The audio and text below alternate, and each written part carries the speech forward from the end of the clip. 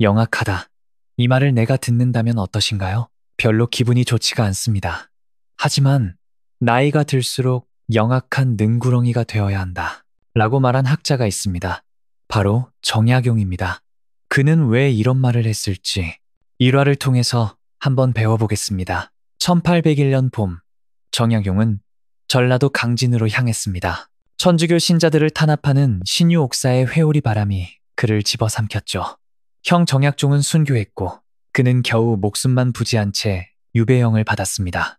강진에 도착한 그를 기다린 건 냉랭한 시선이었습니다. 어느 주막에 여장을 풀었는데 사람들은 죄인이 왔다며 수군거렸죠. 손님들은 같은 공간에 있기를 거부했습니다.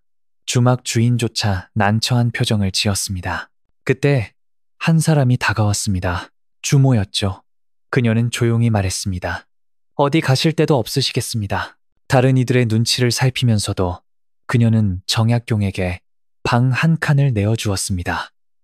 말없이 밥을 차려주고 때로는 따뜻한 차 한 잔을 건넸죠. 정약용은 그 은혜를 잊지 않았습니다. 얼마 후 그는 그 주막에 사이제라는 이름을 지어주었습니다. 네 가지 마땅함의 집이라는 뜻이었죠. 사람이 마땅히 지켜야 할 도리를 품은 곳이라는 의미였습니다. 세상 사람들은 정약용을 죄인으로 봤습니다. 그러나 주모는 사람을 봤죠. 배고픈 사람, 지칠 대로 지친 사람, 의지할 곳 없는 사람을 봤습니다. 그리고 그가 할 수 있는 선의를 베풀었습니다. 이것이 진짜 영악함입니다. 세상이 뭐라 하든 내 양심이 옳다고 하는 일을 하는 것, 소란스럽지 않게, 조용히, 그러나 확실하게 선을 긋는 것. 주모는 세상의 눈치를 완전히 무시하지도 않았지만 그렇다고 자신의 마음을 저버리지도 않았습니다. 정약용은 이 경험에서 깨달았습니다. 영악함은 교활함이 아니라는 것을, 세상의 계산법을 알되 마음의 나침반을 잃지 않는 것, 남들이 손가락질하는 사람에게도 온기를 줄 수 있는 용기, 그것이 진짜 영리한 삶이라는 것을 말이죠. 유배지 생활은 시작부터 그에게 가혹했습니다. 권력의 정점에 있다가 하루아침에 죄인이 된 신분, 가족과 떨어진 외로움, 언제 끝날지 모르는 형벌. 그러나 정약용은 이 시간을 원망하는 데 쓰지 않았습니다. 그는 관찰하기 시작했습니다. 사람들이 어떻게 살아가는지, 권력이 어떻게 작동하는지, 선의가 어떻게 빛을 발하는지를. 주모의 작은 친절이 그에게 준 위안은 컸습니다. 그것은 단순한 숙식의 제공이 아니었죠. 그것은 세상에 대한 믿음이었습니다. 아무리 어두워도 빛은 있다는 것.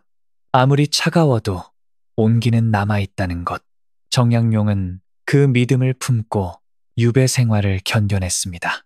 세상은 계산이 많습니다. 누가 이득이 되고 누가 손해가 되는지 재빠르게 판단하죠. 권력 있는 자에게 붙고 힘없는 자를 외면합니다. 그것이 현실이라고, 살아남는 법이라고 말합니다. 그러나 정약용은 생각했습니다. 그런 세상에서 마음까지 잃어버리면 무엇이 남는가? 계산만 남고 사람은 사라지는 것 아닌가? 이익만 쫓고 의리는 버리는 것 아닌가? 진짜 영악함은 다릅니다. 세상을 알되 세상에 물들지 않는 것, 현실을 보되 이상을 버리지 않는 것, 계산할 줄 알되 마음을 저울질하지 않는 것, 주모처럼 작은 선의를 지켜낼 줄 아는 것. 정약용은 다짐했습니다. 이 유배의 시간을 원망으로 채우지 않겠다고, 오히려 배움으로 채우겠다고, 세상을 더 깊이 이해하고 사람을 더 넓게 품는 시간으로 만들겠다고 말이죠. 절제는 무정이 아닙니다. 함부로 드러내지 않는 것은 차가움이 아니라 신중함이죠. 모든 것을 말하지 않는 것은 거짓이 아니라 배려입니다. 정약용은 주모에게서 이것을 배웠습니다. 큰 소리 치지 않고도 선을 행하는 법, 화려하지 않아도 의미 있는 삶을 사는 법, 세상이 알아주지 않아도 옳은 일을 하는 법. 이것이 정약용이 평생 품고 살아간 영악함의 시작이었습니다. 젊은 시절 정약용은 정조 임금의 총애를 받았습니다. 22살에 진사가 되어 성균관에 들어갔고 28에 문과에 급제했죠. 정조는 그의 재능을 아꼈습니다. 규장각 초계문신으로 뽑혔고 각종 중요한 업무를 맡겼습니다. 그러나 그것은 동시에 시기의 대상이 되는 일이기도 했습니다. 정약용은 남인 가문 출신이었습니다. 노론 벽파 세력에게 그는 눈엣 가시였죠. 게다가 천주교와 연결된 집안이라는 의혹까지 있었습니다. 어느 날 정조가 연회를 열었습니다. 임금은 술을 좋아했는데 특이한 버릇이 있었습니다. 신하들이 취할 때까지 술자리를 끝내지 않는 것이었죠. 그날도 정조는 정약용에게 술을 권했습니다. 경은 과인의 술을 마다하겠는가. 정약용은 난처했습니다. 그는 평소 절제 있는 음주를 신조로 삼았습니다. 정신이 흐려질 정도로 마시는 것을 경계했죠. 그러나 임금의 명을 거역할 수도 없었습니다. 정조는 옥필통에 소주를 가득 부었습니다. 그 필통은 붓 여러 개를 꽂는 큰 것이었습니다. 적어도 500cc는 되는 양이었죠. 정조는 웃으며 말했습니다. 이것을 단숨에 들이키시게. 정약용은 숨을 깊이 들이쉬었습니다. 그리고 옥필통을 들어 단숨에 비웠습니다. 독한 술이 목을 타고 내려갔습니다. 숨이 막혔고 눈물이 났습니다. 주변이 빙글빙글 돌았죠. 정약용은 그날 죽는 줄 알았습니다. 집에 돌아와 며칠을 알았습니다. 그때 그는 깨달았습니다. 진실도 충성도 때와 장소가 있다는 것을, 임금의 호의도 때로는 독이 될 수 있다는 것을. 훗날 그는 이 일화를 아들들에게 편지로 전했습니다. 술은 입술을 적실 정도면 족하다. 정취를 느낄 만큼이면 된다. 정신을 잃을 정도로 마시는 것은 사람의 도리가 아니다. 이것은 단순히 절주의 가르침이 아니었습니다. 모든 것에는 적절한 온도가 있다는 뜻이었죠. 진실도 너무 뜨겁게 전하면 상처가 됩니다. 정의감도 과열되면 오해를 낳습니다. 아는 것을 다 말하는 것이 언제나 옳은 것은 아닙니다. 정약용은 정조를 섬기며 이것을 배웠습니다. 임금의 총에는 비치지만 그림자도 함께 온다는 것. 권력의 중심에 가까이 갈수록 적도 많아진다는 것. 옳은 말을 할 때도 타이밍과 방식이 중요하다는 것. 어느 날 조정에서 논쟁이 벌어졌습니다. 백성들의 부담을 덜어주는 정책에 대한 토론이었죠. 정약용은 개혁안을 제시했습니다. 논리는 명확했고 근거는 탄탄했습니다. 그러나 반대파들은 격렬하게 반발했습니다. 그들은 정약용의 논리를 공격한 게 아니었습니다. 그의 배경을, 그의 집안을, 그의 신앙을 문제 삼았죠. 천주학도의 무리가 감히 나라실에 참견하는가. 정약용은 가슴이 답답했습니다. 그는 백성을 위한 마음으로 말했는데 돌아온 것은 의심과 비난이었습니다. 그때 정조가 조용히 말했습니다. 경의 뜻은 짐이 안다. 그러나 때를 기다릴 줄도 알아야 하네. 임금조차도 함부로 밀어붙일 수 없는 일이 있었습니다. 아무리 옳아도, 아무리 필요해도 때가 무르익지 않으면 이룰 수 없는 것들이 있었죠. 정약용은 그것을 이해했습니다. 진실에도 온도 조절이 필요하다는 것을. 뜨거운 진심이 차가운 현실을 만나면 증발해버립니다. 식힐 줄 알아야 합니다. 한 템포 늦출 줄 알아야 하죠. 반응을 지연시키고 상황을 관찰하고 적절한 순간을 포착하는 것. 정약용은 스스로에게 원칙을 세웠습니다. 눈으로는 꿰뚫어 보되 입으로는 함부로 말하지 않기. 마음으로는 분노하되 표정으로는 고요함을 유지하기. 아는 것이 많아도 다 드러내지 않기. 이것은 거짓이 아니었습니다. 오히려 진실을 지키는 방법이었죠. 때가 되지 않은 진실은 오해를 낳습니다. 준비되지 않은 청중에게 던진 진리는 진주를 돼지 앞에 던지는 것과 같습니다.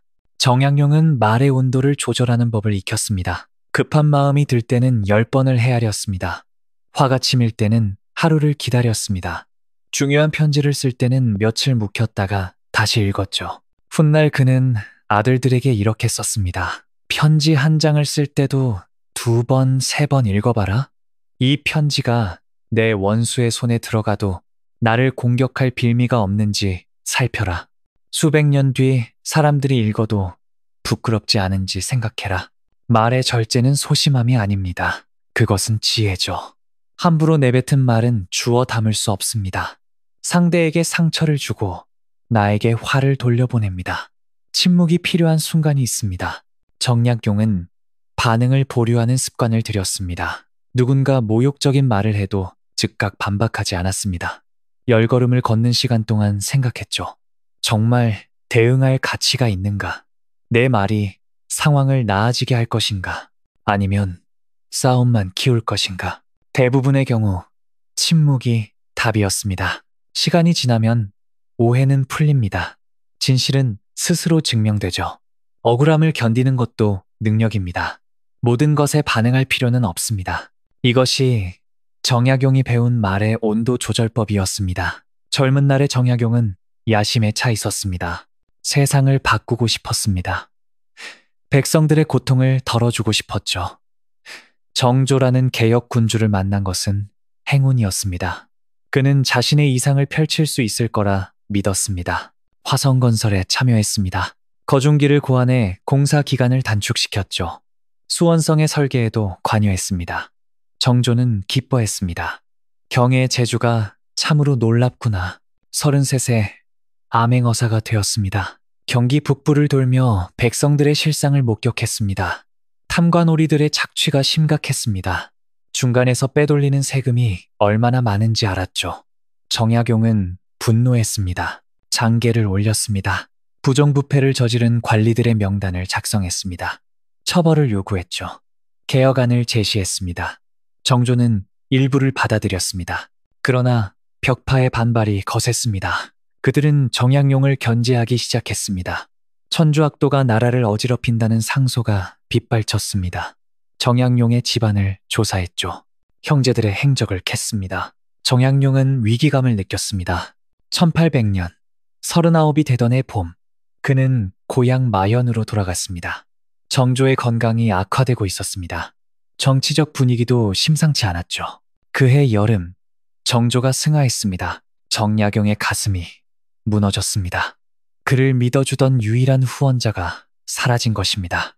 정조의 아들 순조가 즉위했지만 실권은 대비와 벽파에게 넘어갔습니다. 1801년 신유옥사가 터졌습니다. 천주교 탄압이 시작됐습니다. 정약용의 형 정약종이 체포됐습니다. 그는 순교를 택했습니다. 정약용도 국문을 받았습니다. 고문이 이어졌습니다. 네가 천주교를 믿었느냐? 아니다. 네 형이 천주교도였다. 형의 일은 형의 일이다. 다행히 정약용은 천주교 활동을 했다는 결정적 증거가 없었습니다. 형 정약종의 편지에서 중정약전과 개정약용은 함께 서학을 할 수 없으니 내 죄다 라는 문장이 발견된 것이 도움이 됐죠. 오히려 정약용은 천주교 신자 색출에 협조했습니다. 그래도 유배형을 면할 수 없었습니다. 경상도 장기로 먼저 보내졌다가 전라도 강진으로 입에됐습니다. 18년의 긴 유배가 시작된 것입니다. 정약용은 절망했습니다. 권력의 정점에서 하루아침에 죄인이 됐습니다. 세상을 바꾸겠다던 꿈은 산산이 부서졌죠. 가족과 헤어졌습니다. 언제 돌아갈 수 있을지 알 수 없었습니다. 그러나 시간이 흐르며 생각이 바뀌었습니다. 세상을 바꾸려 했던 자신이 교만했다는 것을 깨달았습니다. 세상은 한 사람의 의지로 바뀌지 않는다는 것을 알았죠. 권력의 속성을 이해하게 됐습니다. 그는 방향을 전환했습니다. 세상을 바꾸는 사람이 아니라 세상을 읽는 사람이 되기로 했습니다. 행동가가 아니라 관찰자가 되기로 했죠. 혁명가가 아니라 기록자가 되기로 했습니다. 다산초당에 머물며 글을 쓰기 시작했습니다. 목민심서를 집필했습니다. 지방관리가 지켜야 할 원칙을 정리했죠. 경세유표를 썼습니다. 나라를 경영하는 법을 담았습니다. 신서를 완성했습니다. 공정한 재판의 원칙을 세웠죠. 이 책들은 당장 세상을 바꾸지 못했습니다. 그러나 오래 남았습니다. 후대 사람들이 읽었습니다. 오늘날까지 전해졌죠. 행동은 그 순간에 끝나지만 기록은 세월을 견딥니다. 정약용은 아들들에게 편지를 썼습니다. 아는 것을 모두 말하지 마라. 때로는 감출 줄도 알아야 한다. 과시하지 마라. 장광설을 늘어놓지 마라. 묻지 않으면 먼저 나서지 마라. 이것은 소극적인 자세가 아니었습니다. 오히려 더 깊은 통찰이었죠. 세상은 자기 주장을 강하게 펼치는 사람보다 적절한 때에 말하는 사람을 더 신뢰합니다. 모든 것을 아는 척하는 사람보다 필요한 것만 말하는 사람을 더 존경하죠. 정약용은 깨달았습니다. 젊음의 열정은 소중하지만 그것만으로는 부족하다는 것을, 정답을 아는 것보다 질문을 하는 것이 중요하다는 것을, 변화를 외치는 것보다 균형을 유지하는 것이 어렵다는 것을. 유배 생활은 그를 바꿨습니다. 급했던 마음이 느려졌습니다. 뜨거웠던 가슴이 식었죠. 그러나 차가워진 것이 아니라 온도 조절을 배운 것이었습니다. 그는 제자들을 가르쳤습니다. 황상, 이강해, 윤종진 같은 젊은이들이 그를 찾아왔습니다. 정약용은 그들에게 말했습니다. 학문은 과시하기 위한 것이 아니다. 깊이 간직하고 때를 기다리는 것이다. 아는 것을 감출 줄 아는 사람이 더 멀리 갑니다. 모든 것을 다 보여주면 얕아 보입니다. 여유를 가지고 천천히 드러내는 것이 지혜죠. 한 번에 모든 패를 공개하는 사람은 금방 끝이 납니다. 정약용은 이것을 체득했습니다. 유배지에서의 18년은 낭비가 아니었습니다. 오히려 그를 완성시킨 시간이었죠. 세상을 바꾸려던 청년이 세상을 이해하는 현자가 됐습니다. 유배지에서 정약용이 가장 그리워한 것은 가족이었습니다. 특히 두 아들 학연과 학유가 걱정됐습니다. 패족의 자식으로 살아가야 하는 그들이 안쓰러웠죠. 아버지로서 곁에서 가르칠 수 없다는 것이 마음 아팠습니다. 1806년 겨울, 부인에게서 소포가 도착했습니다. 안에는 치마 한 벌이 들어 있었습니다. 시집 올 때 입었던 다홍치마였죠. 세월이 흘러 붉은 빛은 바래고 황색으로 변해 있었습니다. 편지도 함께 있었습니다. 눈소리 찬 기운에 수심만 더욱 깊어지고 등불 아래 한 많은 여인은 뒤척이며 잠 못 이루고 그대와 이별 7년, 서로 만날 날 아득하네. 부인의 마음이 느껴졌습니다. 병들고 지친 몸으로 남편을 기다리는 심정. 언제 끝날지 모르는 기다림의 고통. 그러나 원망은 한 글자도 없었습니다. 오직 그리움만 가득했죠. 정약용은 치마를 펼쳐보았습니다. 세월의 때가 묻어 있었습니다. 부인의 손때, 삶의 흔적들. 그것은 단순한 옷감이 아니었습니다. 세월과 기다림이 스며든 증표였죠. 그는 치마를 잘랐습니다. 작은 책자를 만들었습니다. 그리고 두 아들에게 보낼 가르침을 하나하나 적어 나갔습니다. 하피첩이라 이름 붙였습니다. 다홍치마로 만든 책이라는 뜻이었죠. 훗날 이 글을 보고 두 어버이의 흔적과 손때를 생각한다면 그리는 감정이 뭉클하게 일어날 것이다. 정약용은 아들들에게 편지를 자주 썼습니다. 그러나 그 편지들은 훈계로만 가득하지 않았습니다. 섭섭함도 함께 담겨 있었죠. 어찌 아버지에게 편지 한 장 없느냐? 너희는 나를 잊었느냐? 아들들은 답장이 뜸했습니다. 바쁜 일상도 있었지만 무엇을 써야 할지 몰랐을 것입니다. 죄인의 아들로 산다는 것, 세상의 차가운 시선을 견디는 것, 그것만으로도 버거웠을 테니까요. 정약용은 서운했습니다. 내가 이렇게 멀리 떨어져 있는데 너희는 편지 한 장 보내기가 그리 어려우냐? 아버지가 무슨 죄를 지었다고 이리 냉대하느냐?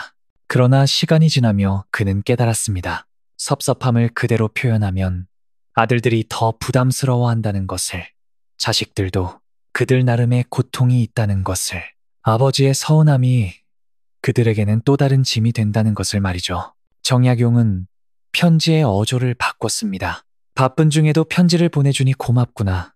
너희들이 건강하다니. 아버지는 그것으로 족하다. 멀리서나마 너희가 잘 지내는 모습을 상상하며 위안을 얻는다.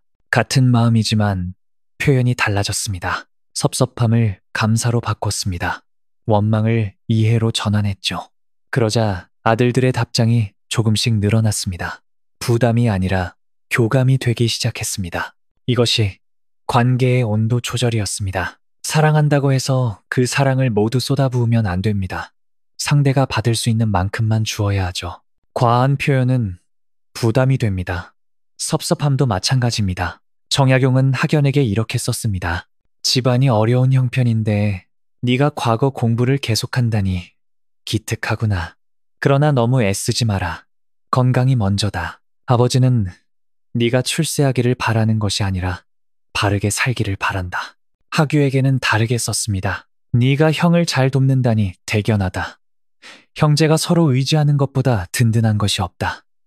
세상이 너희를 차갑게 대하더라도 너희끼리는 따뜻하게 지내거라. 같은 사랑이지만 표현 방식을 달리했습니다. 학연에게는 격려를, 하교에게는 위로를 건넸죠.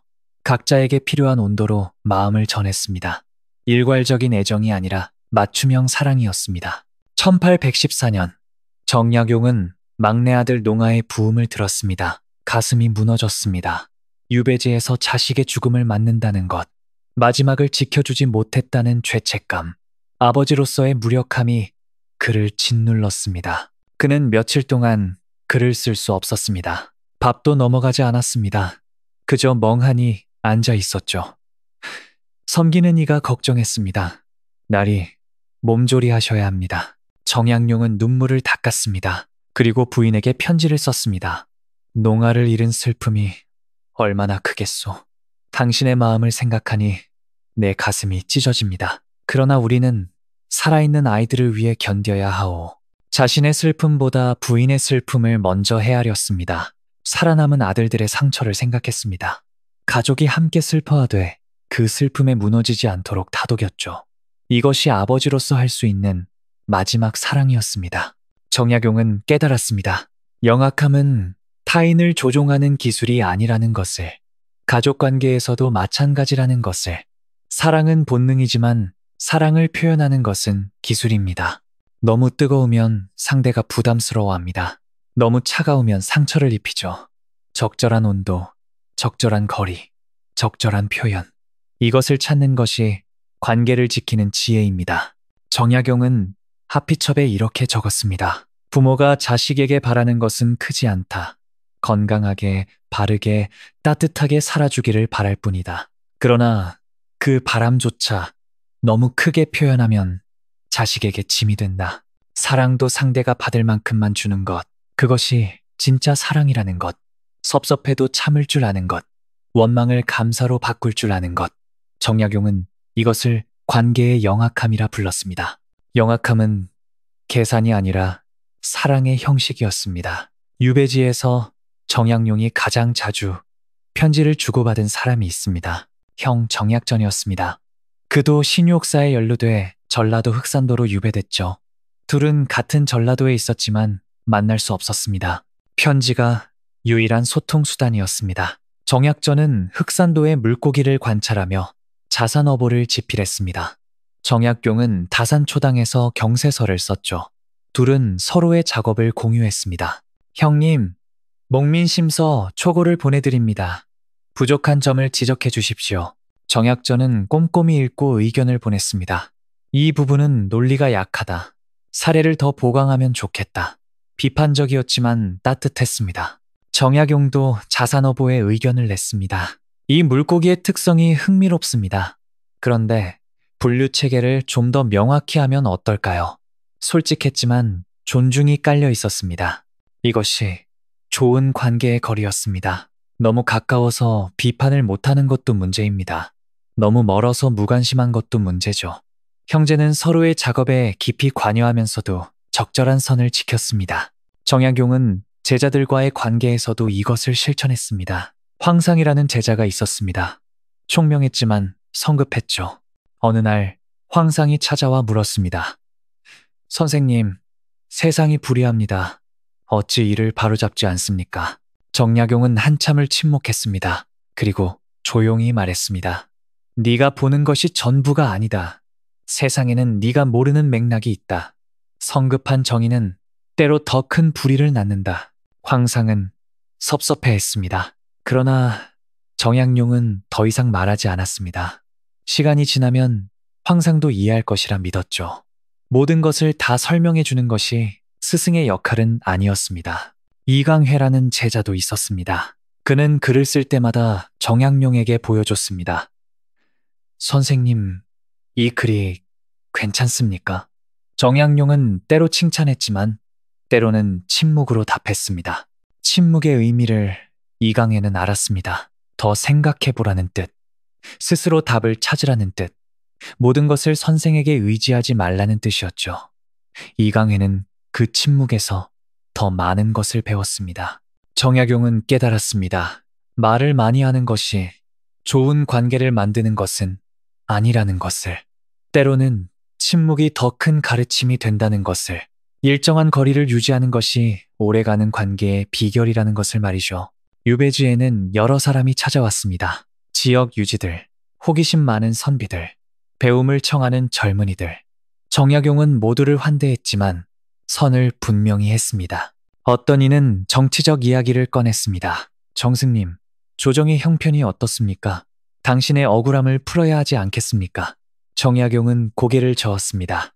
그런 이야기는 하지 맙시다. 나는 그저 책이나 읽는 사람입니다. 경계선을 그은 것입니다. 위험한 주제에 끌려 들어가지 않았습니다. 누군가 자신을 이용하려 해도 틈을 주지 않았죠. 친절하되 방심하지 않는 것. 이것이 유배지에서 살아남는 법이었습니다. 어느 날 지역 수령이 찾아왔습니다. 선생님의 명성을 익히 들었습니다. 조언을 구하고 싶습니다. 정약용은 기본적인 예의로 대했습니다. 그러나 깊이 관여하지 않았습니다. 제가 무슨 조언을 드리겠습니까? 어르신께서 더 잘 아실 것입니다. 겸손했지만 거리를 뒀습니다. 관가의 일에 발을 들이면 화를 입을 수 있다는 것을 알았죠. 한 박자의 멈춤이 10년 관계를 지킵니다. 당장 하고 싶은 말이 있어도 참는 것. 궁금한 것이 있어도 묻지 않는 것. 이것이 관계를 오래 유지하는 비결입니다. 정약용은 아들들에게 편지를 썼습니다. 직장에서나 친구 사이에서 말을 조심하라. 아는 것을 다 말하지 마라. 남의 일에 함부로 끼어들지 마라. 부탁받지 않은 조언은 참견이다. 특히 메시지를 보낼 때는 더 조심하라고 했습니다. 편지를 쓸 때는 10번 읽고 보내라. 감정이 격할 때는 하루를 묵혀라. 급하게 보낸 편지가 평생의 원수를 만든다. 정약용 자신도 이것을 실천했습니다. 화가 날 때 즉시 답장을 쓰지 않았습니다. 초고를 쓰고 며칠 묵혔죠. 다시 읽으면 부적절한 표현이 보였습니다. 고쳐 쓰고 또 묵혔습니다. 전송전 5초의 규칙을 만든 것입니다. 이것은 현대의 메신저 시대에도 유효한 지혜죠. 감정적으로 쓴 문장을 보내기 전 한 번만 더 생각하는 것. 그것이 관계를 지킵니다. 정약용은 형 정약전에게 이렇게 썼습니다. 형님과 나는 멀리 떨어져 있지만 가깝습니다. 자주 만나지 못해도 마음은 통하죠. 이것이 진짜 가까움입니다. 거리는 물리적인 것이 아니라 마음의 문제입니다. 우정도 직장 관계도 마찬가지였습니다. 장작불처럼 가깝게만 해도 타버리고 멀기만 하면 꺼집니다. 적정 거리를 유지하는 것, 그것이 관계를 오래 지속시키는 비결이었습니다. 유배 생활은 정약용의 마음을 시험했습니다. 분노할 일이 많았습니다. 억울함도 컸죠. 외로움은 매일 찾아왔습니다. 그러나 그는 그 감정들에 휩쓸리지 않으려 애썼습니다. 어느 날 밤, 잠을 이룰 수 없었습니다. 형의 순교가 자꾸 떠올랐습니다. 정약종은 형벌을 받으면서도 신앙을 버리지 않았습니다. 내가 천주를 믿는 것이 무슨 죄인가? 라며 당당했죠. 정약용은 살아남았습니다. 그러나 그것이 옳은 선택이었는지 자문했습니다. 형처럼 신념을 지켰어야 했나? 아니면 살아남아 더 많은 일을 하는 것이 맞았나? 답은 없었습니다. 죄책감이 밀려왔습니다. 가슴이 답답했습니다. 숨이 막혔죠. 정약용은 초당 밖으로 나갔습니다. 차가운 밤 공기를 들이마셨습니다. 깊게, 천천히 호흡했습니다. 하나, 들이쉬고, 둘, 내쉬고, 몸에 집중했습니다. 숨이 들어오고 나가는 것을 느꼈습니다. 가슴의 답답함이 조금씩 풀렸죠. 생각이 명료해졌습니다. 정약용은 깨달았습니다. 감정은 물과 같다는 것을. 그릇이 작으면 조금만 부어도 넘칩니다. 그릇이 크면 많이 부어도 담아낼 수 있죠. 진짜 영악함은 타인을 이기는 기술이 아니라 내 마음의 온도를 조절하는 것이었습니다. 그는 감정일기를 쓰기 시작했습니다. 매일 밤 3줄만 적었습니다. 첫째, 오늘 무슨 일이 있었나? 둘째, 어떤 감정을 느꼈나? 셋째, 내일은 어떤 선택을 할 것인가? 오늘 아침 차가운 밥을 먹었다. 섭섭했다. 내일은 이 섭섭함을 감사로 바꿔보자. 밥이라도 있음에 감사하자. 오늘 조정의 소식을 들었다. 분노했다. 내일은 이 분노를 관찰의 대상으로 삼자. 왜 화가 나는지 들여다보자. 감정을 기록하니 거리가 생겼습니다. 휩쓸리지 않게 됐죠. 감정을 느끼되 감정에 지배당하지 않는 것. 이것이 마음 다스림의 시작이었습니다. 정약용은 루틴을 만들었습니다. 새벽에 일어나 명상을 했습니다. 조용히 앉아 호흡에 집중했죠. 마음이 소란스러울 때일수록 더 오래 앉았습니다. 낮에는 책을 읽고 글을 썼습니다. 일에 몰두하면 잡념이 사라졌습니다. 목민심서를 한 문장 한 문장 써내려가는 동안 분노와 억울함은 잠시 물러났죠.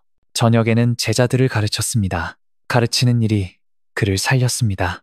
젊은이들의 질문에 답하며 그 자신도 배웠습니다. 나누는 것이 받는 것임을 알았죠.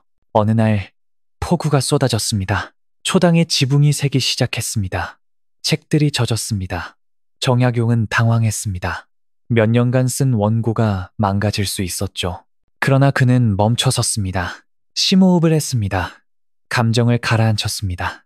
그리고 차분히 대처했습니다. 책을 안전한 곳으로 옮기고 물을 막고 피해를 최소화했죠. 만약 감정에 휩쓸렸다면 패닉에 빠졌을 것입니다. 허둥지둥 대처하다 더 큰 피해를 냈을 수도 있었죠. 그러나 그릇이 커질수록 파도도 잔물결이 됩니다. 큰 마음은 큰 일도 작게 만듭니다. 정약용은 외로움과도 싸웠습니다.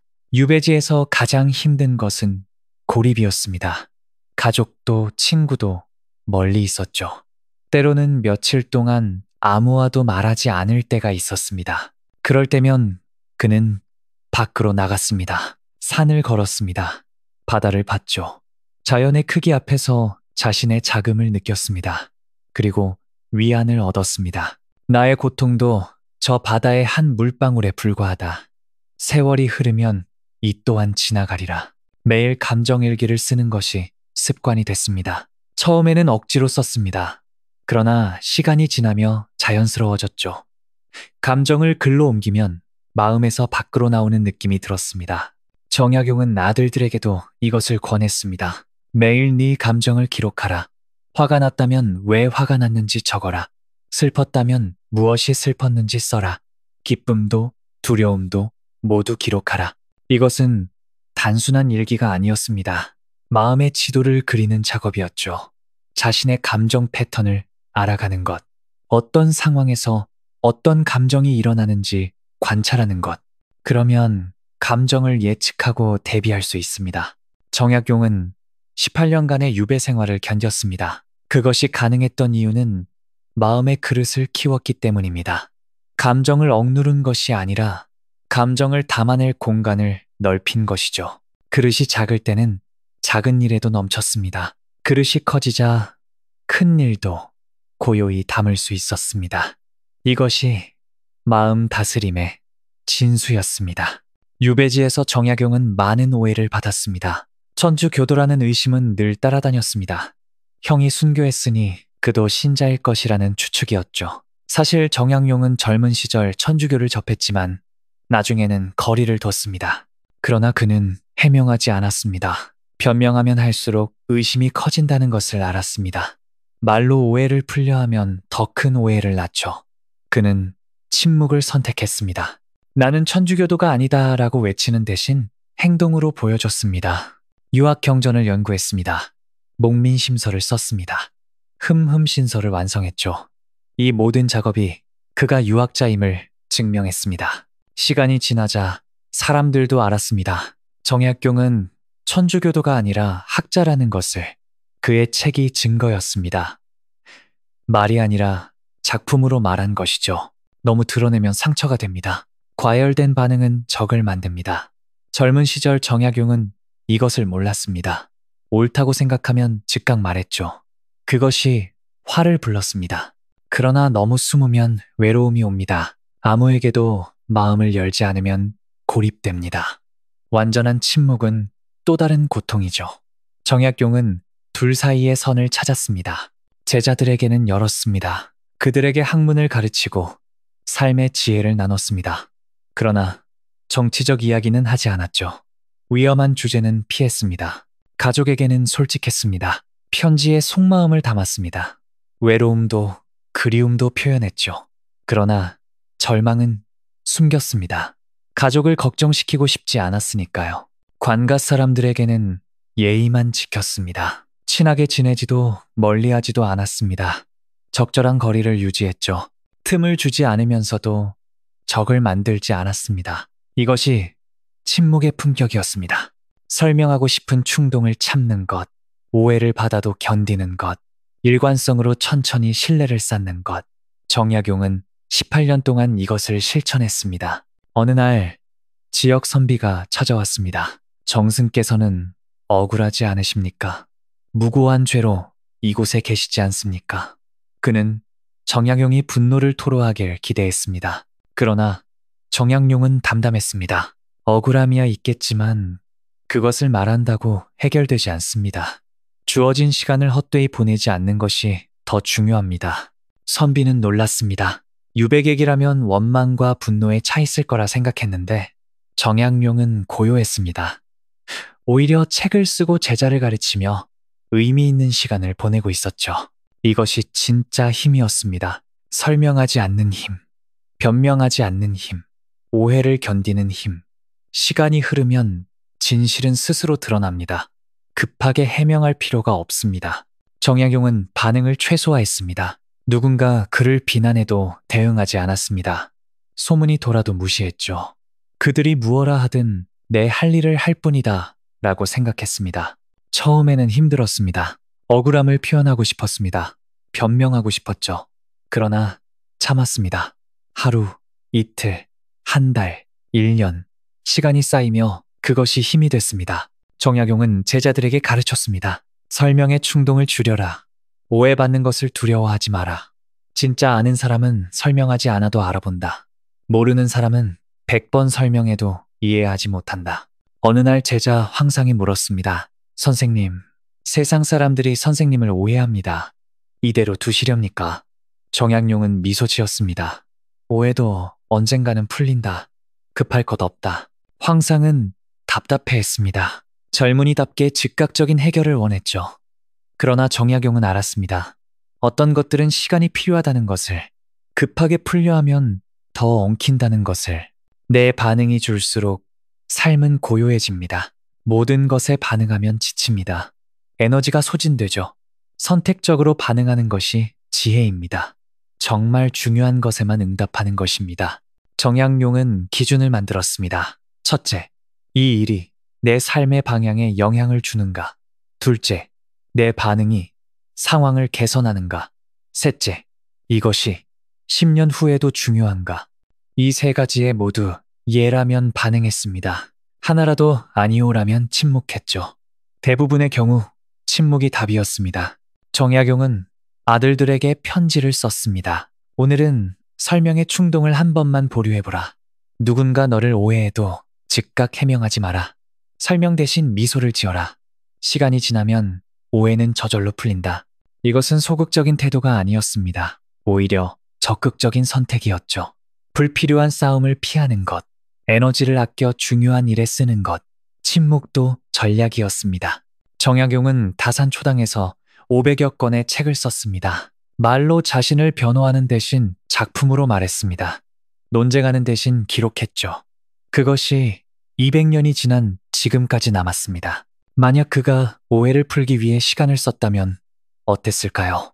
편지를 쓰고 사람들을 설득하고 변명하는 데 에너지를 쏟았다면 아마 이 위대한 저작들은 세상에 나오지 못했을 것입니다. 침묵은 포기가 아니었습니다. 집중이었죠. 드러내지 않는 것은 숨김이 아니라 때를 기다리는 것이었습니다.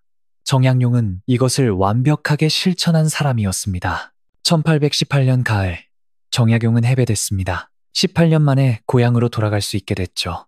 그는 57이 됐습니다. 유배를 떠날 때 39이었으니 청춘을 모두 유배지에서 보낸 셈이었습니다. 고향 마현에 도착했을 때 세상은 많이 변해 있었습니다. 정조는 이미 오래전에 세상을 떠났습니다. 순조가 왕위에 있었지만 여전히 세도 정치가 기승을 부렸죠.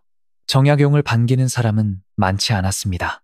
그러나 정약용은 평안했습니다. 복직을 바라지도 명예회복을 원하지도 않았습니다.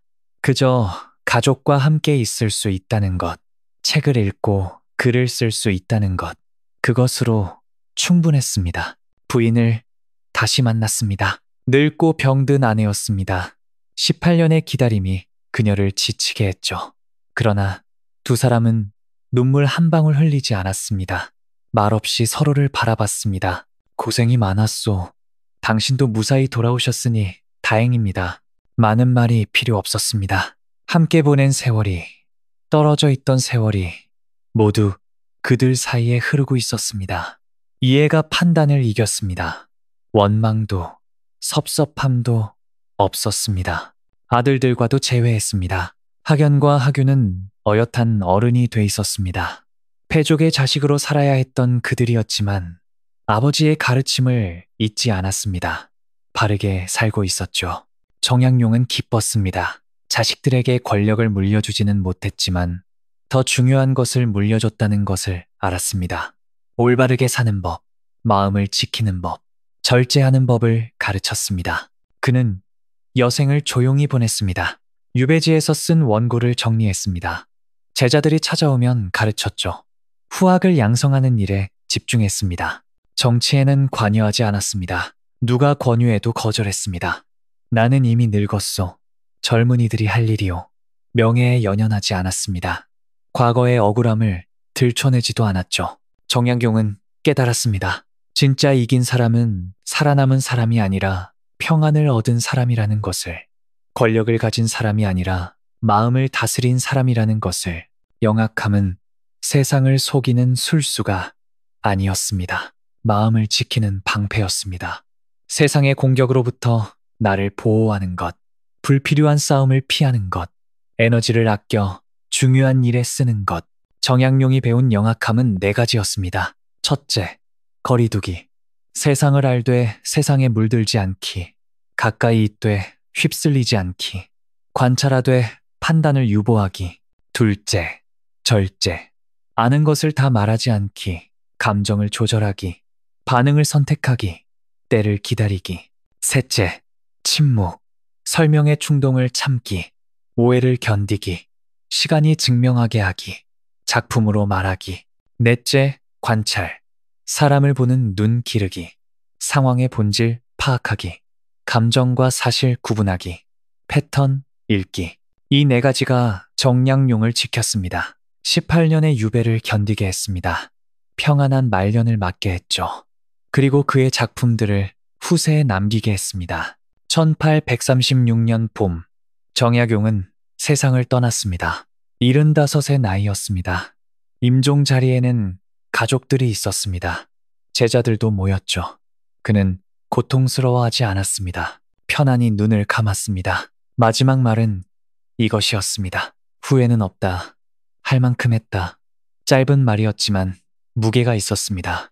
평생을 돌아보는 말이었죠. 정약용의 삶은 가르침이었습니다.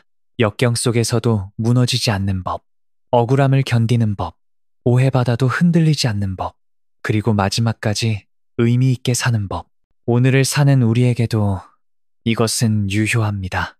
세상은 여전히 계산이 많습니다. 사람들은 이익을 따집니다. 권력은 여전히 불공정하죠. 그 속에서 마음을 지키는 것이 쉽지 않습니다. 그러나 정약용이 보여줬습니다. 가능하다는 것을. 영악하되 따뜻할 수 있다는 것을. 세상을 알되 순수함을 잃지 않을 수 있다는 것을. 계산할 줄 알되 마음을 저울질하지 않을 수 있다는 것을.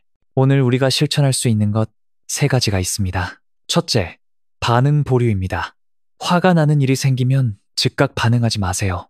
10초만 멈추세요. 숨을 깊이 쉬세요.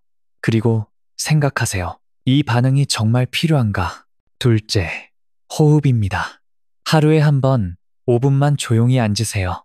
눈을 감고 호흡에 집중하세요. 생각이 떠올라도 괜찮습니다. 다시 호흡으로 돌아오면 됩니다. 셋째, 감정 번역입니다. 섭섭한 마음이 들 때 그것을 그대로 표현하지 마세요. 감사로 번역하세요. 왜 전화 안 했어가 아니라 목소리 들으니 좋네로 바꾸세요. 이 3가지만 실천해도 삶이 달라집니다. 관계가 부드러워집니다. 마음이 가벼워지죠. 불필요한 싸움이 줄어듭니다. 에너지가 아껴집니다. 정약용은 말했습니다. 영악하라. 그러나 따뜻하라. 세상의 법칙을 알되 인간성을 잃지 마라. 계산할 줄 알되 사랑을 잊지 마라. 차가운 머리와 따뜻한 가슴을 함께 가져라. 오늘 단 한 번만이라도 늦게 반응해 보세요. 급하게 대답하고 싶은 순간에 한 박자 쉬어보세요. 화나는 메시지를 받았을 때 즉시 답장하지 말고 1시간 기다려 보세요. 그 한 박자가 당신을 지킵니다. 영악함은 약삭 발음이 아닙니다. 지혜입니다. 자기 보호입니다. 마음의 방패입니다. 정약용이 18년 유배를 견디고 평안한 말년을 맞을 수 있었던 이유는 이 방패 때문이었습니다. 세상은 변했지만 사람의 마음은 변하지 않았습니다. 200년 전에도 지금도 사람들은 상처받고 외로워하고 화내고 슬퍼합니다. 그 감정을 다스리는 법을 배워야 합니다.